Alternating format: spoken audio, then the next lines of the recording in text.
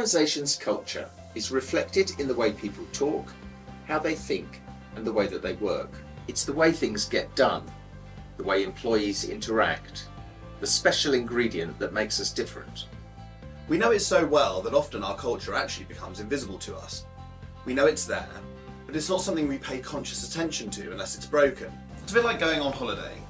We only recognise our own personal, peculiar way of doing things when we go abroad and see that other people do those same things very differently. At People Business, our passion is creating work cultures where people excel and deliver their best performance. Clients approach us in situations where they've identified something isn't quite right, but they aren't entirely sure why, or perhaps they're at the very beginning of the journey when they want to define what it is that makes them different.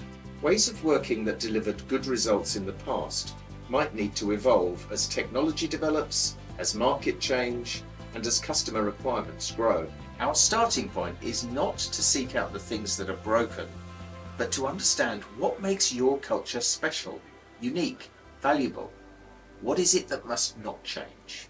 We think that one of the reasons that people are often a little allergic to culture change programs is that it feels like they're being told everything they do now is wrong.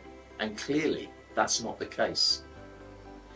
The way we work at People Business is to engage people with the change and let them take the lead in shaping the culture that's going to have the biggest impact on the business results.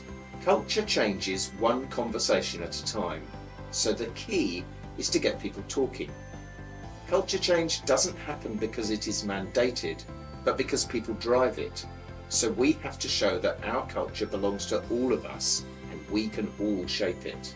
Our approach is to get leaders to set a clear direction and empower their people to make the change. One way of transforming culture is to engage a diverse group of people from across the organisation as catalysts for change, involving them in the initial definition, then getting them to be the mouthpiece for change is more effective than any tagline can ever be. Peter Drucker famously said, "Culture eats strategy for breakfast." And whilst he certainly didn't mean that strategy is unimportant, it's true to say that a powerful and empowering culture is a surer route to organisational success. Engaging people in your organisation to take the lead and evolving the culture to meet the business results can transform performance. It is a commonly held assumption that culture change is slow and painful. But when we truly empower people to take the lead and own the change, it is possible for change to be quite radical and swift. Much like fashion, culture is never finished, but making a concerted effort to get the journey started in the right way can really drive the pace. And that's where we come in.